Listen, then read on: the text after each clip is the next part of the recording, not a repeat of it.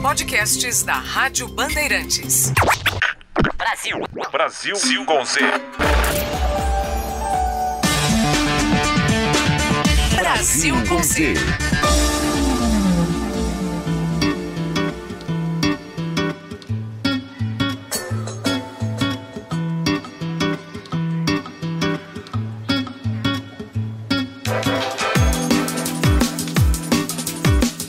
Olá, você embarca agora no Brasil com Z, a sua volta ao mundo semanal comigo, Sônia Blota, e com ele, Cristiano Panvec. Olá, Cris. Oi, Sônia, grande abraço para você, para o nosso ouvinte ligado aqui na programação da Rádio Bandeirantes, neste Brasil com Z, nosso encontro semanal para colocar o Brasil no mundo. 16 anos no poder. Como fica o cenário sem ela? Estamos falando de uma mulher e tanto. Angela Dorothea Merkel, ou simplesmente Angela Merkel. Em 22 de novembro de 2005, Merkel se tornava aos 51 anos a primeira mulher a ser eleita chefe do governo alemão. A democrata cristã, doutora em física, foi reeleita em 2009, 2013 e 2017. Mas para ela, agora é hora de dar uma parada. Angela Merkel quer se aposentar depois de tanto tempo. A carreira da política para a alemã de Hamburgo foi impulsionada após a reunificação da Alemanha pelo então chanceler federal Helmut Kohl, que a nomeou para o Ministério da Família, Idosos, Mulheres e Juventude. Depois de assumir a pasta do meio ambiente, Merkel se tornou secretária-geral do partido. Após o escândalo de doações à legenda envolvendo Kohl, ela se distanciou do ex-chanceler federal e foi escolhida para reerguer a União Democrata Cristã. Jovens universitários de determinada ala da esquerda lançaram até um lema: Merkel sim, CDU, a legenda conservadora não. Quem seria possível além dela de conseguir equilibrar a Alemanha ou mesmo, já sendo uma das protagonistas do mundo, vai ocupar um papel ainda mais importante?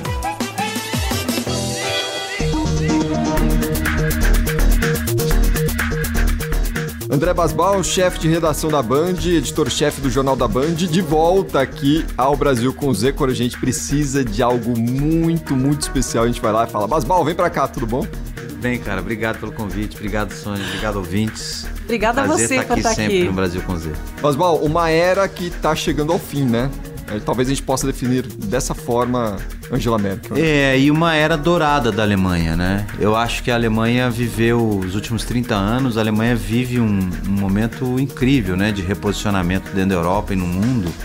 E você tem um deslocamento para o centro da Europa de poder e poder econômico, graças também à evolução da formação do bloco econômico, né? Que torna a Alemanha e Berlim de novo um pouco o centro da Europa.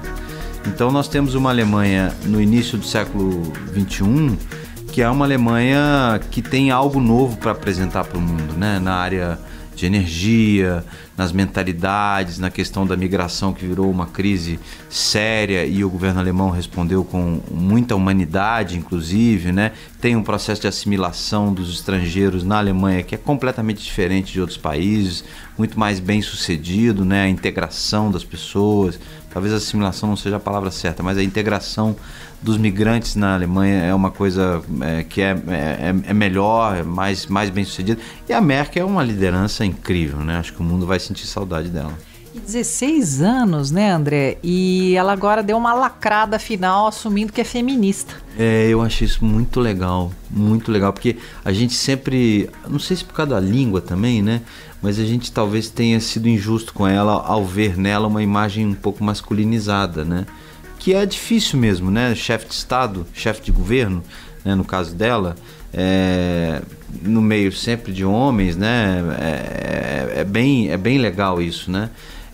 Ela assumir esse negócio no final, né? E engraçado que eu acabei de ouvir um documentário que a Deutsche Welle fez sobre ela, e os chefes de Estado, todos que tiveram com ela ao longo do período dela, falando maravilhas dela, como uma pessoa muito transparente, muito objetiva, muito resolutiva, muito ética, muito correta, né? Ela deixa um legado impressionante. Incrível, ela é uma liderança absolutamente incrível, muito marcante, a primeira mulher a ocupar esse cargo na Alemanha, uma mulher formada em física, né, que nasceu em Hamburgo, que morou na Alemanha Oriental, então essa experiência é interessantíssima.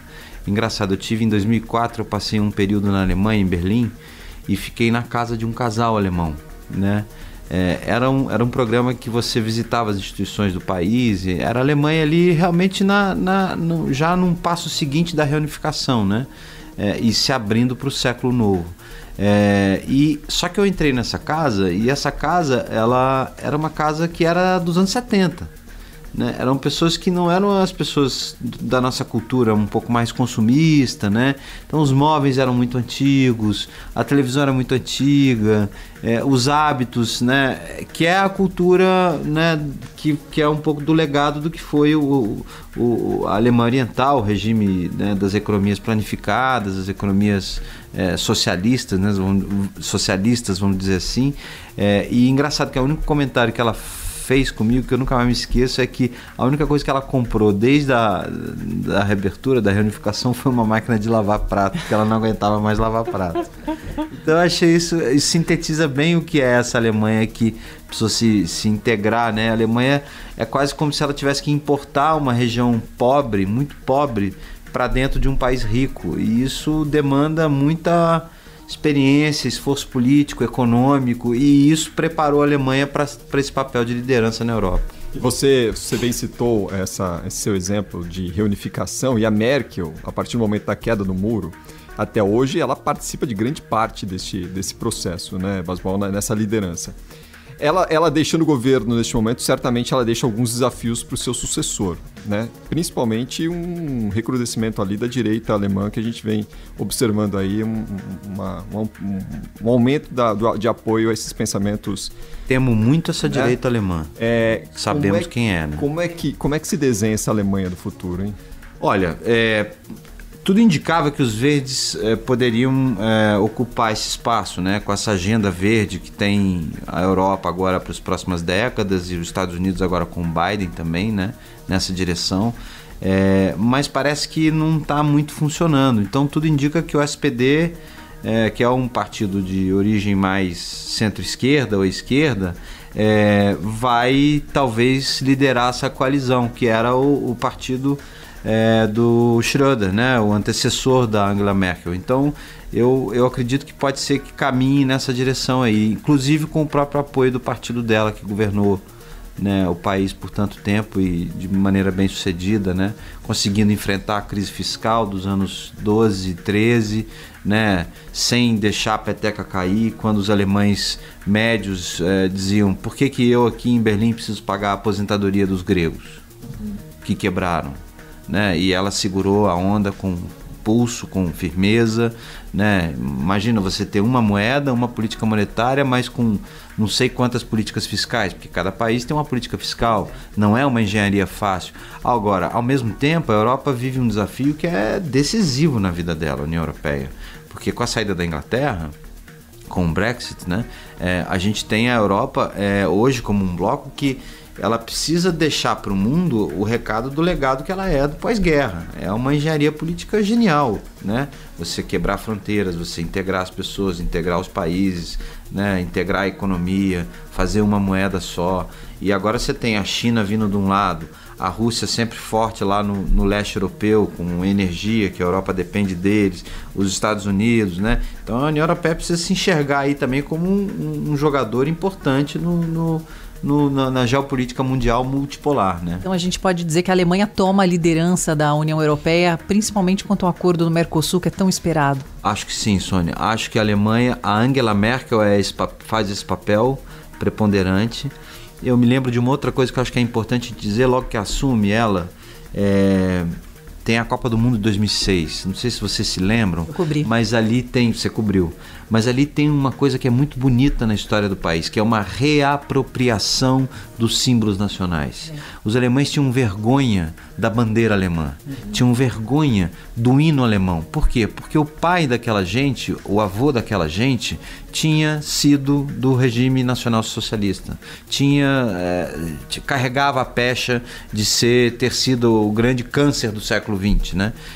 E essa Alemanha de 2006, com essa Copa do Mundo, ela se abre para o mundo, e esse alemão passa a ressignificar um pouco esses símbolos nacionais e aí a partir disso ele consegue pensar o além fronteira. A coisa do Mercosul, eu acho que o acordo está aí, o acordo foi fechado, agora ele vai precisar ser implementado, foram 20 anos, mais de 20 anos de negociação, e a Alemanha, como a gente bem disse, discutiu aqui, como centro econômico e político da Europa hoje, ao lado da França, claro, mas tendo sido deslocado parte desse poder para o centro da Europa, porque você tem a inclusão do leste europeu, de parte do leste europeu, e isso torna Berlim, né, um pouco o centro de tudo, né, quando você tem a inclusão dos países do leste europeu.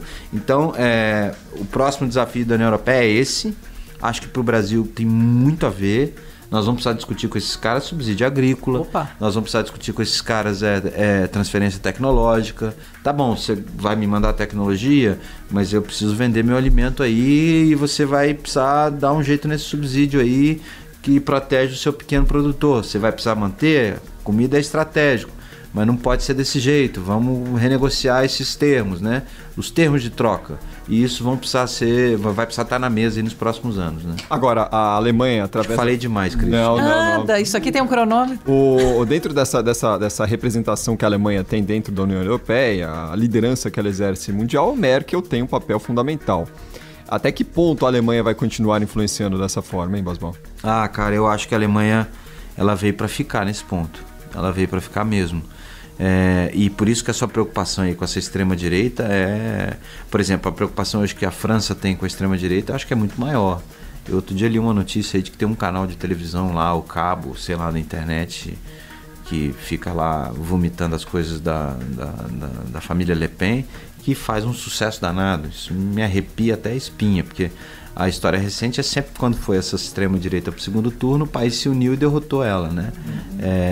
Acho que na Alemanha isso não está no horizonte, mas o papel da Alemanha, França e Alemanha sobretudo, né? Mas a Alemanha como a principal economia, principal produtor de tecnologia, né? Lá tem o Instituto Fraunhofer, por exemplo, com mais de dezenas de milhares de cientistas no mundo todo. Lá foi onde foi desenvolvido o airbag, onde foi desenvolvido o MP3, onde foi desenvolvido... Estou citando algumas coisas pequenas aqui, mas sensacional.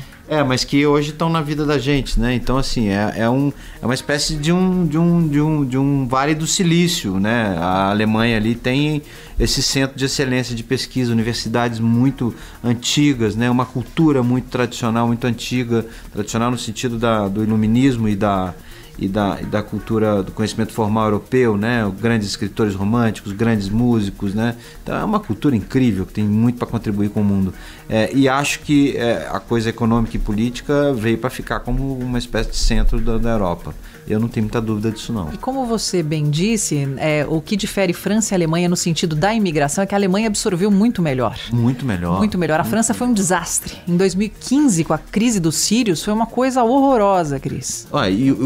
Sônia, a Merkel botou 1,5 milhão de pessoas para dentro da Alemanha. Pois é, e de forma organizada. Na França você via os acampamentos, assim, com falta de água, de comida, de remédio, de tudo. Mas você sabe que eu estava conversando com o nosso colega Ian Boechat, que é um baita de um jornalista, sabe tudo de guerra e dessa coisa do Oriente Médio, e a gente chegou a uma conclusão que isso tem muito, estudando um pouquinho também, tem muito a ver com o passado colonizador, né?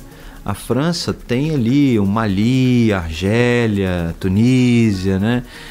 A Inglaterra tem na Ásia também, na África, né? A nova colonização que a Alemanha não teve. Verdade. Então, se para pensar, os grandes atentados dessa guerra ao terror que parece que está chegando ao fim, ou chegou ao fim, enfim, ou pelo menos não é mais o foco da discussão geopolítica, né?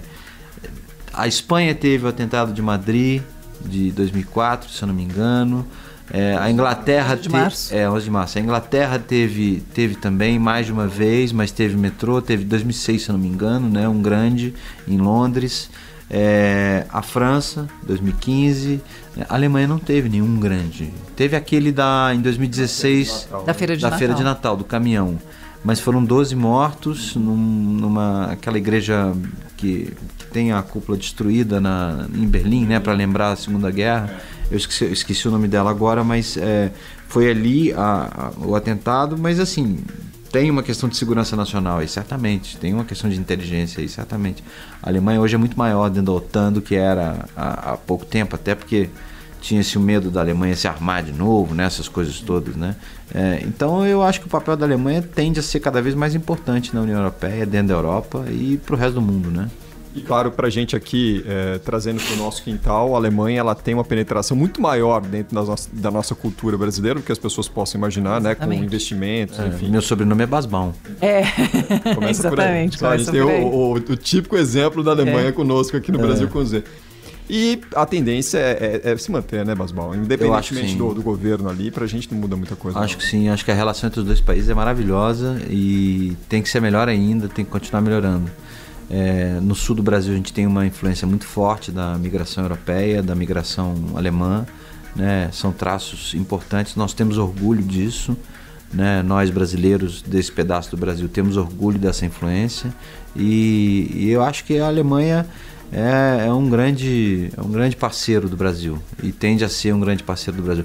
A Alemanha tem o século XX mais incrível talvez da história da humanidade, né? De um país, de um povo, de uma nação que viveu tanta coisa, né? Tanta história concentrada num período de tempo tão pequeno. E acho que ela sai para o século seguinte com uma disposição de olhar para o mundo como um mundo que tem muitas forças, que essas forças precisam fazer convergências, buscar consensos, e a Merkel é um pouco a tradução disso, né? E para finalizar, quem substituir a Merkel, independentemente de quem seja, vai tremer na base? Acho que vai, porque ela vai deixar uma cadeira ali com uma sombra pesada, eu acho. Também acho. Acho que vai ser uma transição difícil, vai demorar um tempinho. Ela ficou grande demais, né? Ficou. E muito legal ver uma mulher nesse papel, né? À frente de um país muito grande, muito poderoso, de uma cultura muito importante, por tanto tempo no poder, sendo tão objetiva, sendo tão resolutiva, sendo tão positiva para o mundo, né? Eu acho que a Angela Merkel é um desses grandes líderes que a gente viu. Eu nunca vou esquecer no G20. Eu diria que ela deixa a Thatcher no chinelo. Deixa. Não, e em simplicidade, estava contando que eu estava cobrindo o G20 em Hamburgo e correndo aquele para um lado para o outro, aquela coisa de jornalista, né? Fechamento. Aí tem uma loirinha baixinha tomando uma cerveja no bar do lado. Era a Angela Merkel, era a própria. Incrível, e assim, né? cumprimentando os jornalistas, todo mundo, gente, a Merkel. E assim, é um respeito tão grande que ninguém chegou lá pra... Ninguém vai lá, Não vai, deixa, é o momento dela. E assim, viagem de... Lembra daquela outra da viagem, não sei se era lua de mel, aniversário de casamento, que ela foi em avião de carreira. Sim, isso é ela. Supermercado, você me mandou uma foto dela no supermercado.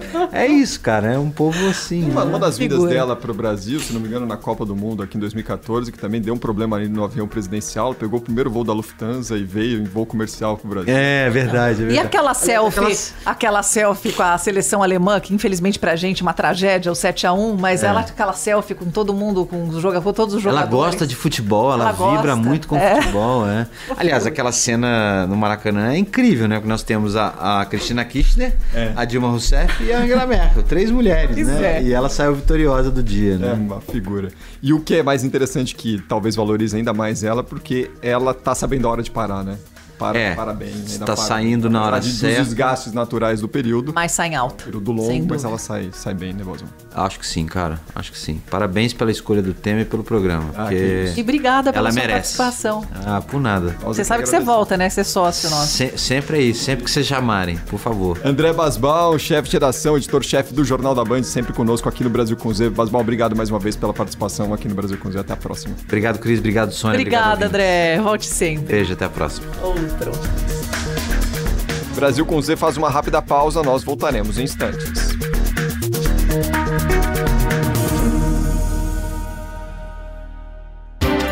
Na Bandeirantes, Brasil com Z.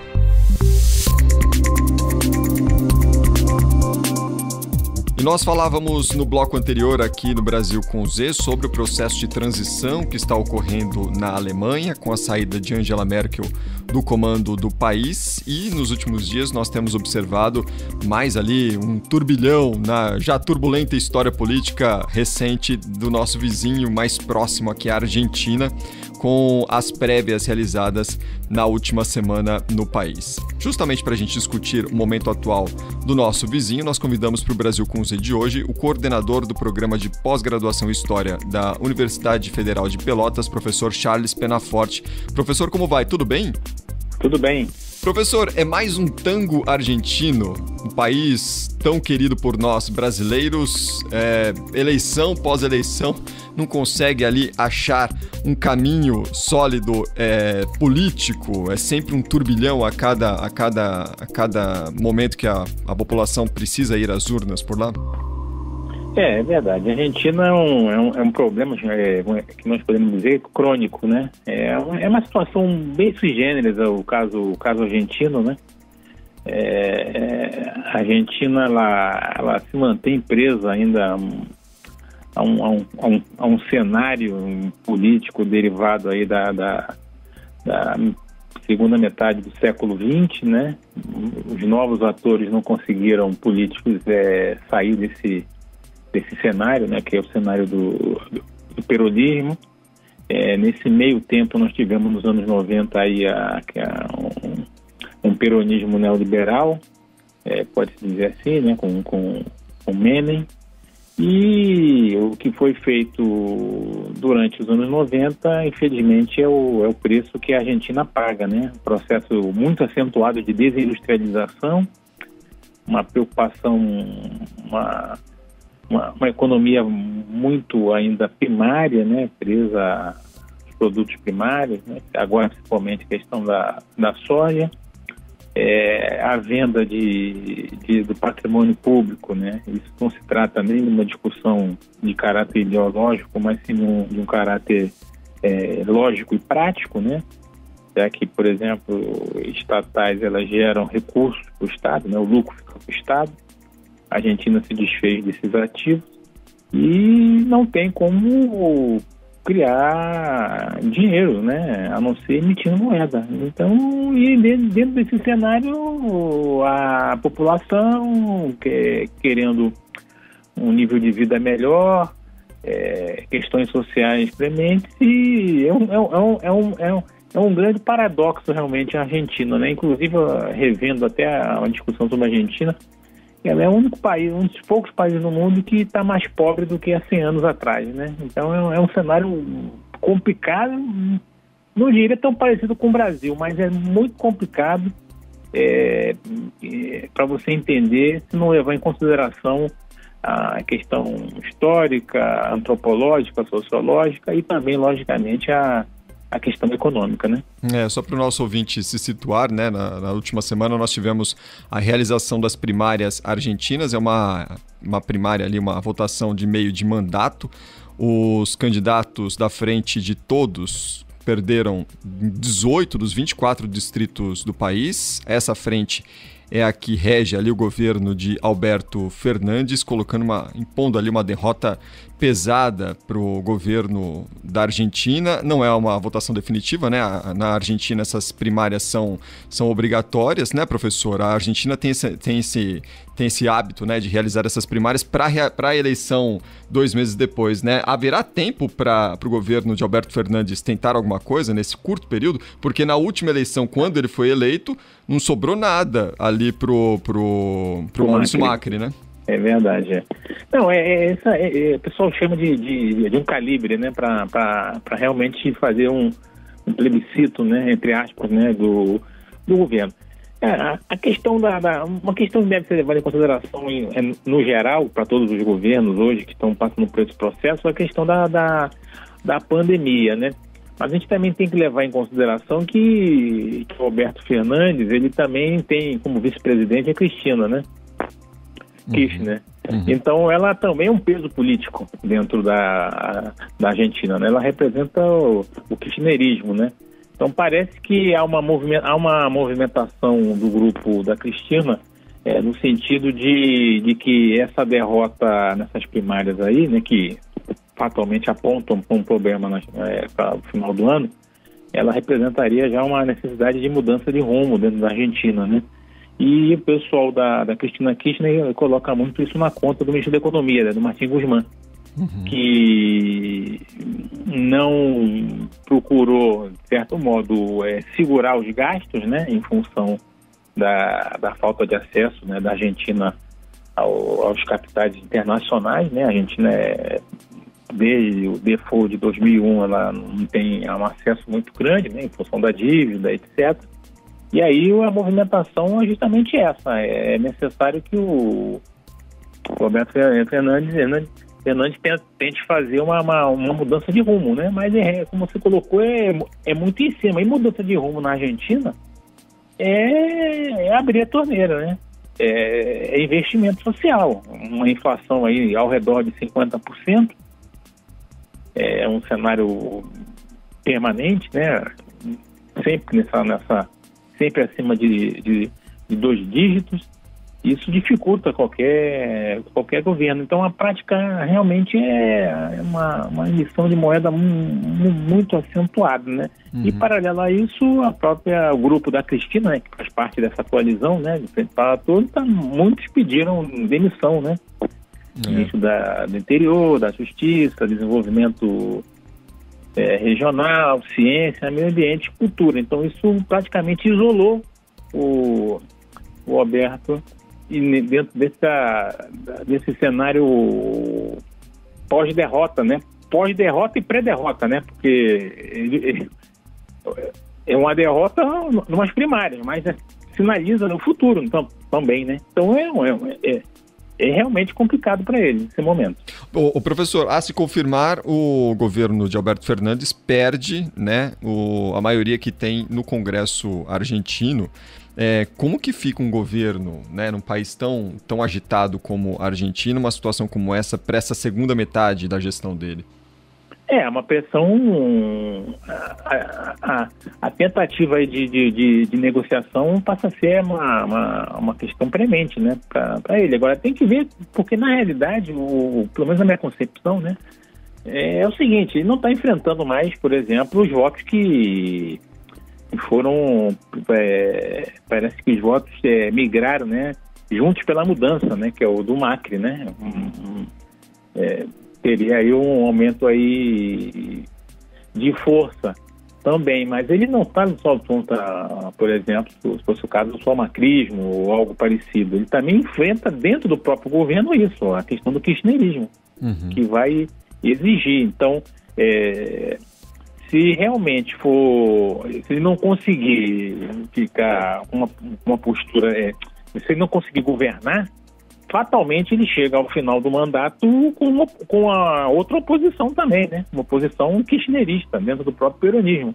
Quer dizer, aí ele é praticamente ele sozinho contra todos, porque essa saída desses ministros aí ligados à Cristina já demonstra isso. Então é necessário uma mudança de rumo. E para a visão do kirchnerismo, uma mudança seria a saída do ministro da Economia, da Martim Guzmán. E e dentro do parlamento fica mais difícil qualquer tipo de mudança, né? Em função dessa perda de poder. Nós estamos conversando aqui no Brasil com Z pela Rádio Bandeirantes com o professor Charles Penaforte, ele que é coordenador do programa de pós-graduação em História da Universidade Federal de Pelotas. Professor, o senhor bem pontuou todo esse histórico recente que tem arrastado a Argentina ao longo dos últimos anos, últimas décadas, né? E a gente observa o quadro atual do país e pontuou muito bem, citou muito bem essa atenção que a gente tem que ter com movimentos políticos diante de um quadro de pandemia que o mundo atravessa, né? Um outro país com uma situação um pouco melhor, mas a Argentina, que começou muito bem, depois mergulhou em uma crise ali complicada por causa da pandemia. A pandemia, e aí a gente tomando como ponto de partida a Argentina, e a gente observou também outros países, ela vai ditar muitas regras políticas ao longo dos próximos anos. A gente vai observar muita mudança no quadro político mundial diante da influência da pandemia e do coronavírus? Eu acredito, eu avalio que a questão... Bom, nós teremos aí, na minha concepção, mais ou menos mais 5 anos, né, de um processo de transição pós-pandemia. Eu acredito nisso, né? Mas os governos que tiverem, que forem, passarem por aprovações eleitorais nesse período, certamente eles sofrerão os maiores impactos, em função justamente da não compreensão da necessidade durante a pandemia da parada real do contexto econômico. Ou seja, era necessário realmente fazer uma parada, um blackout, vamos dizer assim, econômico geral, todo mundo ficar em casa, etc. Só que, infelizmente, nesse período que nós vivemos, essas visões negacionistas, elas contaminaram muito a discussão mundial. Então, as pessoas falavam, alguns líderes falavam, não, porque vai gerar desemprego, a economia vai parar. Sim, a economia pararia de qualquer maneira em função das mortes. Mas criou-se esse cenário, essa discussão, de que, ao parar, pioraria a economia. Só que a economia pioraria de qualquer maneira, em função justamente dessa questão. Então, os governos que tenderam a serem mais efetivos ou tentaram ser mais efetivos em relação a isso, pagam preço porque a economia volta à sua dinâmica natural. Só que aí é novamente uma recomposição, né? Porque as economias tombaram, né? Durante esses 2 anos. Então há uma perda econômica muito grande, fechamento, desemprego, etc. E essa retomada, ela não vem tão rápida, né? Então há uma demora. Então a tendência, que eu vejo isso, é justamente que esses países, esses governos aí que estão vivendo essa fase da pandemia ainda, vão tender a sofrer esse impacto. De não conseguirem se reelegerem, salvo as exceções em que a pandemia, a dinâmica, né, da pandemia foi muito bem elaborada pelos governantes, que não é um fato assim tão comum. Mas eu vejo isso sempre como uma questão momentânea, né, de curto prazo, em função do reencaixe da padronização econômica, cultural que nós tivemos também, a questão do home office, a tecnologia, né, veio para suprir uma série de atividades realmente presenciais, mas eu vejo isso no momento. Para o longo prazo, de 5 a 10 anos, eu vejo que a economia volta, né, a uma dinâmica própria, né, próximo do que a gente conhece. E se nós analisarmos bem, nós estamos de uma pandemia muito mais rápido do que qualquer outro tipo na história da humanidade. Nós tivemos vacinas aí que demoraram 5, 6, 10, 15, 20 anos. A gente conseguiu ter uma vacina aí em 2, 3 anos, 2 anos, 3 anos no máximo. Então, a humanidade teve uma capacidade, né, de avançar mais. Mas a questão política não envolve a questão de perdas e ganhos, né? A questão social, se eu fiquei mais pobre, se eu não conseguir ter emprego. Então, tudo isso tem que ser levado em consideração para se avaliar, pelo menos nesse curto prazo aí, que eu considero como curto prazo, na minha concepção, 5 anos. Uhum. Professor Charles Penaforte, coordenador do programa de pós-graduação em História da Universidade Federal de Pelotas, conversou conosco no Brasil com Z de hoje, aqui pela Rádio Bandeirantes. Professor, muito obrigado pela atenção conosco. Até uma próxima. Até a próxima. Obrigado, hein? Brasil com Z.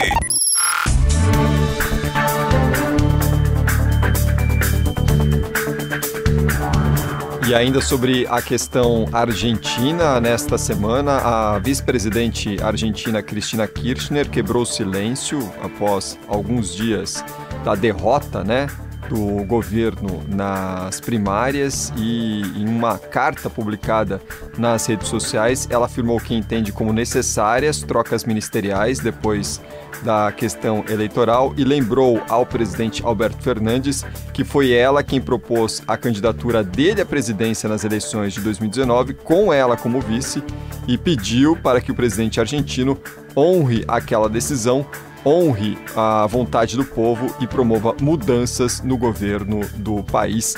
clima quente lá pelos lados da Casa Rosada e, claro, a gente vai continuar acompanhando aqui no Brasil com o Z. Nesta semana nós teremos mais uma Assembleia Geral da Organização das Nações Unidas em Nova York, Assembleia Geral da ONU, que é tradição ser aberta pelo presidente do Brasil e não será diferente dessa vez. Jair Bolsonaro vai discursar na próxima terça-feira na abertura da sessão em 2022. E, claro, fica a expectativa para o tom do discurso que o presidente vai empregar. Por isso, nós convidamos a participação do professor de Geopolítica da Escola de Administração da Fundação Getúlio Vargas aqui em São Paulo, professor Antônio Geles Filho, ele que fez uma análise traçando alguns cenários para a fala do presidente Jair Bolsonaro nesta terça-feira. Em linhas gerais, eu diria que eu espero um discurso diferente dos dois anteriores. Por quê?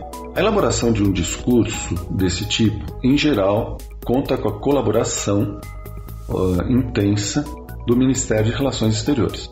Embora, obviamente, o discurso como um todo seja de responsabilidade do presidente, essa colaboração tende a dar uma direção no documento.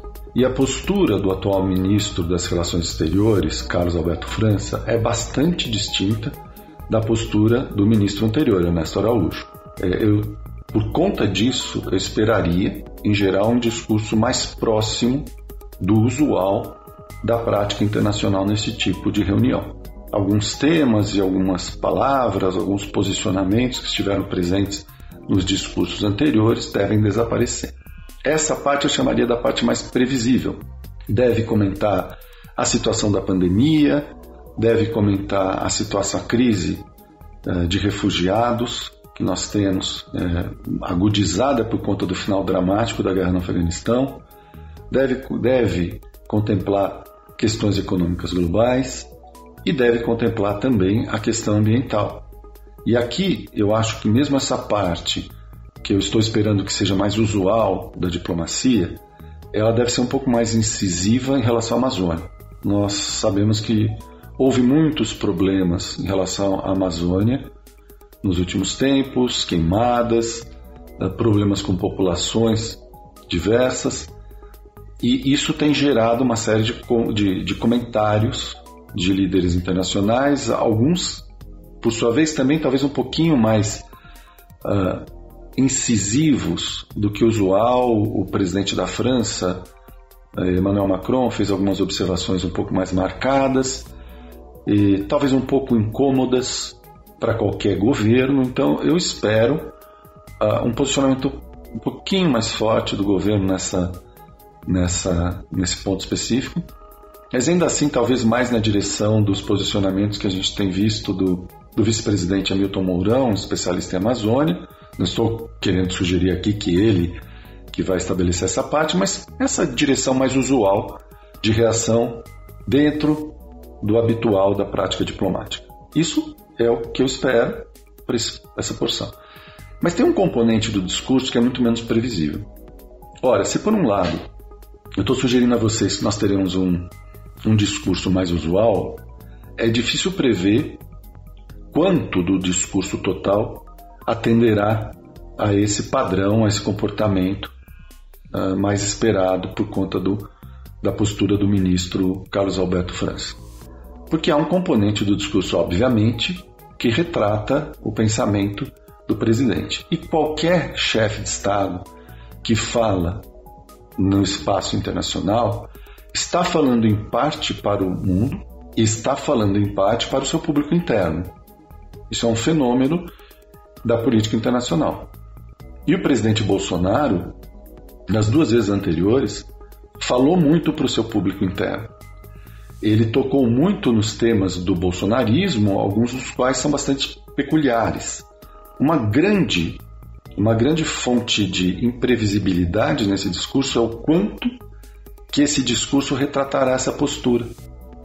Normalmente, nós poderíamos usar os discursos anteriores para estabelecermos um parâmetro. Olha, deve ser assim.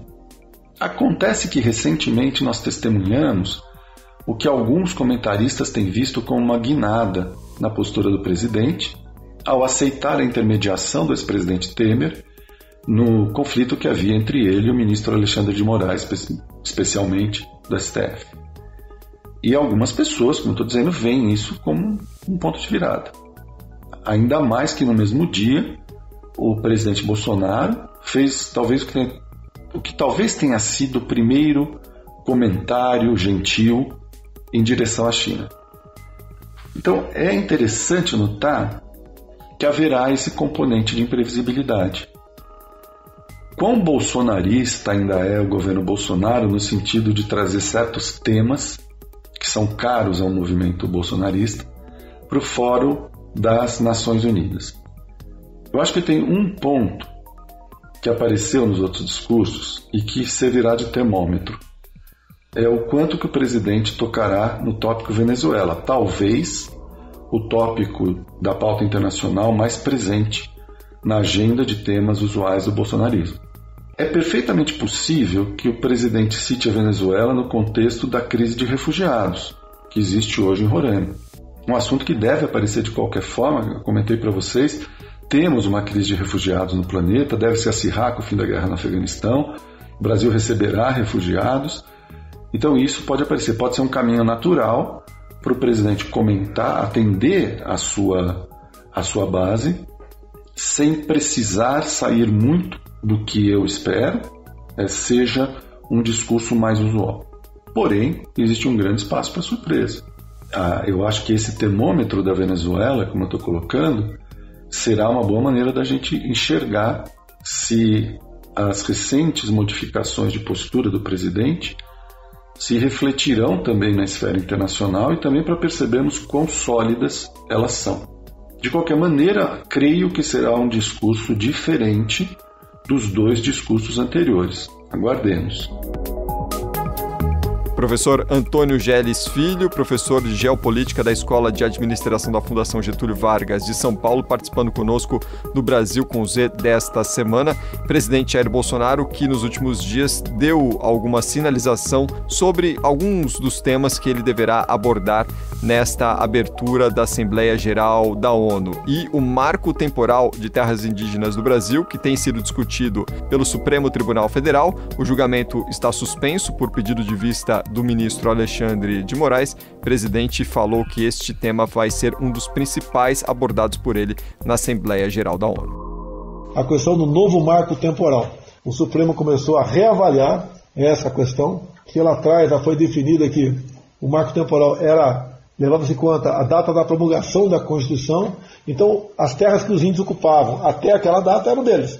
Dali para frente, se eles perambulassem, andassem pelos outros locais do Brasil, essa terra não seria demarcada para eles. Bem, começou a votação, o que a gente espera é que seja mantido esse marco temporal. E o que eu devo falar, algo nessa linha. Se o marco temporal for derrubado, tivermos que demarcar novas áreas indígenas, hoje em dia nós temos aproximadamente 13% do território nacional demarcado como terra indígena. Caso tenha que levar em conta um novo marco temporal, essa área vai dobrar. Teremos aproximadamente 26% do território nacional demarcado como terra indígena. Isso é um pouco mais de um quarto. Equivale a 2 regiões sudeste. Essa nova área equivale a uma França e a Alemanha juntos. É isso que eu quero mostrar lá. Isso vai ter impacto direto naquilo que se produz no campo, os commodities do campo, na agricultura e pecuária. A produção vai cair bastante. Vocês sabem que é uma pressão do mundo por alimentos. Então tem gente lá fora pressionando, aqui o Brasil, pelo novo marco temporal, vai ter reflexo lá fora também.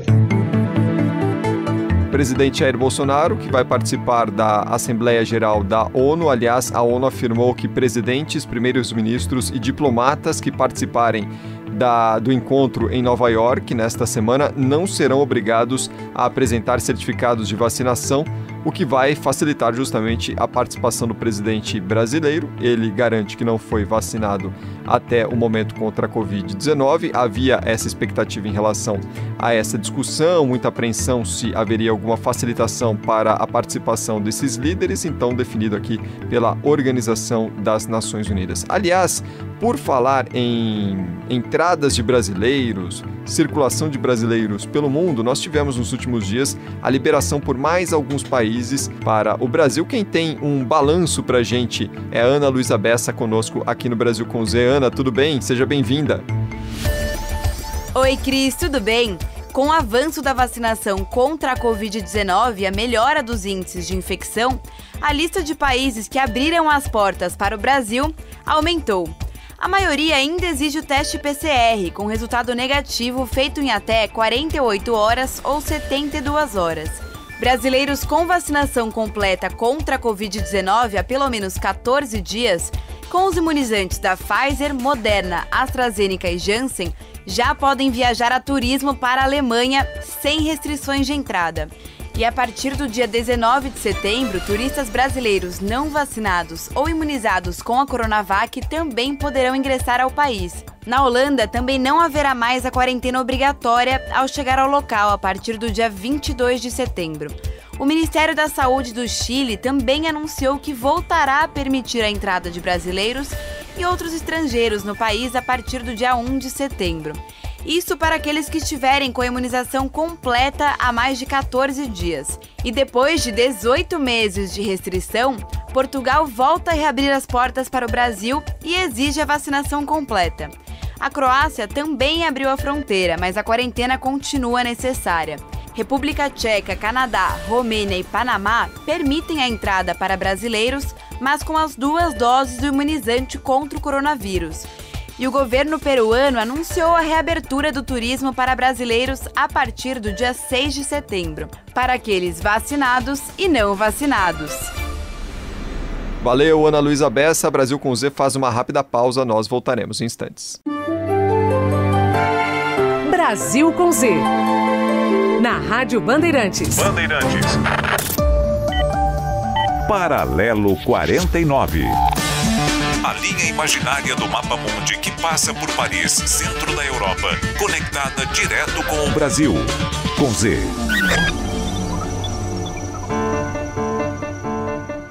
E agora, no Paralelo 49, o quadro dos brasileiros que inspiram pelo mundo, eu tenho o prazer de conversar com o Léo Fará, que é capitão do Corpo de Bombeiros Militar de Minas Gerais e ficou por muitos dias atuando no Haiti, ajudando todas as vítimas do terrível terremoto, de todas as situações que o país passou.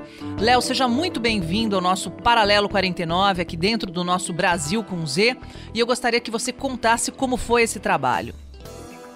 Oi, Sônia, obrigado pela oportunidade e eu tenho muita honra de estar falando aí com vocês.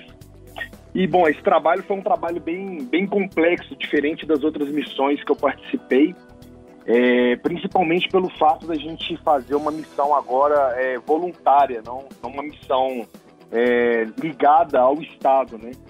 E muitas vezes essas missões, quando elas são ligadas ao governo federal, ao governo estadual, a gente tem uma segurança muito maior por estar indo com um time muito grande. Mas desde que eu peguei essa licença do Corpo de Bombeiros e decidi montar esse grupo de ajuda humanitária, eu não imaginei que esses desafios seriam tão grandes, principalmente pelo fato da nossa primeira missão oficial ser uma missão no país com o pior IDH das Américas, um país que já vive um problema do terremoto de 2010, que há menos de 2 meses teve seu presidente assassinado e num curto espaço de tempo teve um terremoto de 7,2 e além de passar um furacão. Então o cenário que a gente encontrou lá foi com toda essa conjuntura junto e realmente foi algo extremamente complexo. Pois é, Léo, aquela história do desgraça pouco é bobagem, né? Mas o mundo inteiro acompanha muito comovido o que aconteceu. O que eu achei muito interessante que você falou é trabalho voluntário. O know-how que o Corpo de Bombeiros do Brasil tem, e isso é uma unanimidade. O bombeiro, eu acredito que seja uma categoria assim muito amada no nosso país, ao contrário de outras. E ainda mais o bombeiro que resolve ser voluntário numa causa como essa. Eu queria que você falasse da importância do trabalho voluntário. Então, o que acontece é o seguinte, o bombeiro me deu, igual você falou, um know-how muito grande. Eu participei de operações como a de Mariana, participei como operação de Brumadinho, desastre na Serra de Petrópolis, fui para a missão internacional de Moçambique em 2019. Então, esse capital intelectual que eu adquiri ao longo do tempo, ele foi muito importante para mim. E o que acontecia é que o bombeiro, né, investiu muito na minha formação de resposta a desastres.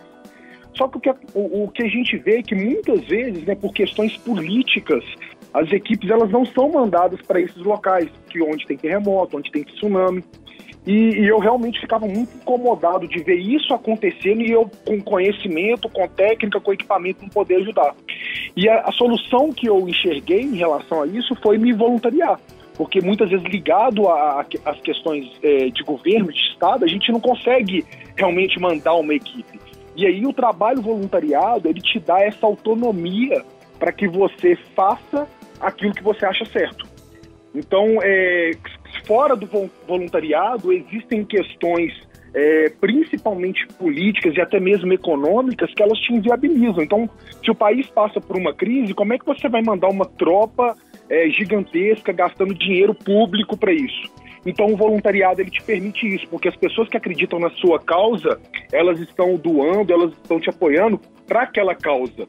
E isso você resolve outros problemas, né? As pessoas às vezes perguntam, mas o Brasil precisa de muita ajuda. Precisa, mas o mundo também precisa de ajuda e nós como brasileiros, se a gente quer ter uma nação forte, uma bandeira que representa em âmbito internacional e que as pessoas acreditem na gente, a gente tem essa obrigação de fazer acontecer e de ajudar outros países. Porque principalmente, né, Léo, como você mesmo citou, os resgates de Brumadinho e Mariana, extremamente difíceis, né, e que todo esse know-how você levou para o Haiti, para esse trabalho super bacana que vocês fizeram em termos voluntários, ele realmente é aplicado. Só que as realidades, né, dos casos, ela é muito diferente do ponto de vista humanitário, não? Totalmente, porque, por exemplo, o Haiti, quando a gente desembarcou, a gente chegou num ponto da ilha, né? O Haiti é uma ilha praticamente composta pela República Dominicana e o Haiti, e existe um contraponto muito forte, que é a República Dominicana, onde fica Punta Cana, que é altamente turística, e a gente chegou em Porto Príncipe, e o sul da ilha, que foi a parte mais atingida, a gente tinha que pegar uma estrada que ela estava bloqueada por gangues, que quando a ajuda humanitária chegava em Porto Príncipe, essas gangues pegavam toda a ajuda humanitária, arroz, alimento, remédios, produtos de higiene, e elas saqueavam tudo. Então, é uma realidade muito diferente que a gente não conseguia passar, porque realmente é uma região controlada por gangues. Então, o que a gente fez, né? Qual que é a inteligência operacional que a gente teve que fazer? A gente não arrecadou os materiais em si, porque esses materiais eles demandam uma logística muito grande para você transportar, além de correr o risco de ser saqueado. A gente pediu para arrecadar valores e a gente conseguiu atravessar essa faixa de Gaza haitiana aí por meio terrestre e chegamos nas cidades que estavam comprometidas. E nessas cidades a gente comprava o material, porque se a gente atravessasse as cidades com o material em si, eles seriam saqueados. Além disso, tem uma grande vantagem de você fomentar a economia local. Então, aquele produtor, aquele comerciante que teve seu comércio destruído, ele começa a receber valores e você ajuda a soerguer o país. Então, é algo que é muito importante de ser feito num desastre, de você fomentar a economia que foi atingida e que a pessoa tem uma chance de sobrevivência mais à frente. E, Léo, que história comovente. Você tem várias, né? Você tem histórias comoventes em Mariana, você tem histórias comoventes em Brumadinho, aquelas histórias que só o profissional que está lidando, né, com os desastres, ajudando as pessoas, pode contar. Que histórias você tem dessa última operação lá no Haiti? Olha, a que mais marcou toda a nossa equipe foi de um garoto que a mãe veio para o Brasil poucos dias antes do terremoto para conseguir uma vida melhor, né? Ela foi acolhida pelo Brasil nessa política de imigração para conseguir uma vida melhor, para conseguir dar uma condição de vida melhor para o filho, e estava tentando comprar a passagem do filho. E esse garoto de 8 anos, ele ficou com os avós, só que os avós morreram no terremoto e ele ficou sozinho lá. E ele foi acolhido em uma das casas e estava trabalhando, 8 anos, estava trabalhando como empregado da casa para se sustentar, até que a gente descobriu que ele estava que a mãe estava no Haiti no Brasil e ele lá no Haiti. A gente ainda está, né, nesse processo de tentar trazer esse garoto através dos órgãos, né, de proteção à criança, como a Unicef, para o reencontro da mãe. Mas foi uma história muito triste, porque a mãe veio exatamente para o Brasil para ter uma segurança e tentar ajudar o filho, e os seus avós morreram no terremoto. Então foi uma história que marcou muito a gente. E eu imagino também que haja histórias em que as pessoas falem para você: muito obrigada porque você resolveu o meu problema, eu encontrei com a minha mãe, você não deixou minha casa desabar, você me deu alimento a hora que eu precisava. Você também tem essas, né? Tem. A gente ficou numa base onde o senhor construiu uma casa e essa casa foi totalmente destruída pelo terremoto. E nessa casa dele era um vilarejo de mais de 2.000 pessoas, e nesse vilarejo a única casa que tinha um ponto de água era a casa dele. E ele fornecia água para toda a população de lá. As pessoas dioturnamente iam pegar água nesse poço artesiano. E aí ele falou com a gente que a casa foi destruída e tinham várias pessoas que estavam dormindo no quintal dele, assim, no tempo.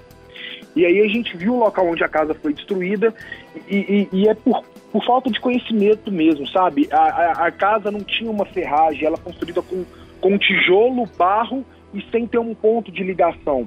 E aí a gente ensinou qual que era a melhor maneira dele construir a casa e conseguimos arrecadar todo o valor para ele construir uma casa ampla para abrigar todas as pessoas da comunidade que ficaram desalojadas. E a gente está recebendo vídeos diariamente dele, né, continuando a construção, fazendo exatamente o que a gente falou, colocando ferragem, colocando tijolo para abrigar essas pessoas que estão sem um lar. Nossa, que história bacana, Léo. E a sua recomendação para quem quer, tem vontade de fazer um trabalho voluntário e fala: mas eu não tenho esse porte heróico como o do Léo, como dos bombeiros, como do pessoal da Defesa Civil, como você pode ajudar? Simplesmente uma ação que possa fazer diferença na vida da pessoa, pela sua experiência, Léo. Olha, eu sou, assim, eu vejo que todo mundo, né, durante o dia tem várias oportunidades de ajudar uma pessoa. Aqui em casa, por exemplo, mesmo a minha esposa, ela separa, na época da pandemia, que a gente teve uma grave crise de alimentação, ela separa o kit de macarrão, molho e uma lata de sardinha. Época de frio, ela separa casaco e deixa dentro do carro. Várias e várias vezes, né, toda vez que você sair na rua, você tem a oportunidade de ajudar alguém, mesmo que seja para ajudar alguém a atravessar a rua, né? Eu falo que o bem, ele é contagioso e ele é imparável. Então, assim, se a gente realmente tiver olhares humanitários de querer ajudar as pessoas, a gente vai encontrar oportunidades. E muitas vezes não precisa de ser com dinheiro especificamente. Em alguns casos a gente sabe que existe essa necessidade, mas em outros, na verdade, a verdadeira ajuda é o seu tempo e a sua energia. Né? Se a gente falasse que, por exemplo, Madre Teresa de Calcutá, ela doou $2 milhões para uma instituição, talvez isso não tocasse o nosso coração. Mas quando a gente falava que ela simplesmente parava para ouvir as pessoas e tentar entender aquela dor, isso é que toca o nosso coração. É porque o tempo e a energia que a gente doa. Então as pessoas têm que desconstruir um pouquinho essa ideia de tem que ser dinheiro. Não tem. Tem que ser tempo e energia. Se você doar um pouquinho do seu tempo e energia, isso vai fazer diferença. Porque, na verdade, o dinheiro em si, ele é a materialização do seu tempo e da sua energia no seu trabalho. Então é isso que as pessoas querem. Às vezes é você ouvir alguém e num tempo tão difícil, né? Já que a gente está até no Setembro Amarelo, que é o tempo da gente tentar combater o suicídio, talvez se você ouvir uma pessoa com um pouquinho mais de atenção, a gente pode ajudar ela a salvar realmente uma vida, né? Nós conversamos com o Léo Fará, que é capitão do Corpo de Bombeiros Militar de Minas Gerais, um brasileiro que orgulha pelo mundo aqui no nosso Paralelo 49, do nosso Brasil com Z. Léo, volte sempre, parabéns pelo seu trabalho. Muito obrigada. Muito obrigado. Um abraço a todos. Paralelo 49.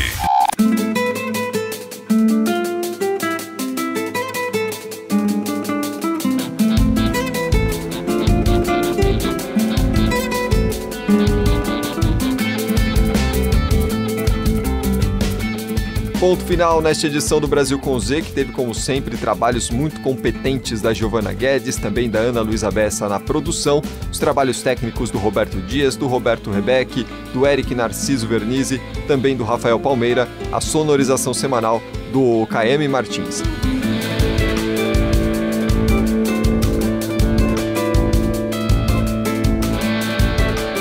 Um grande abraço para você, ouvinte, que nos acompanha semanalmente aqui na Rádio Bandeirantes. Um abraço para você, Sônia. Tchau, Cris. Até a semana que vem.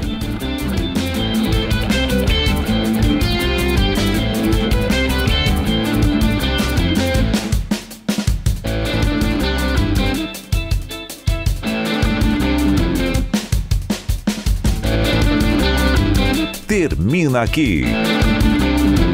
Brasil com Z. Na Rádio Bandeirantes.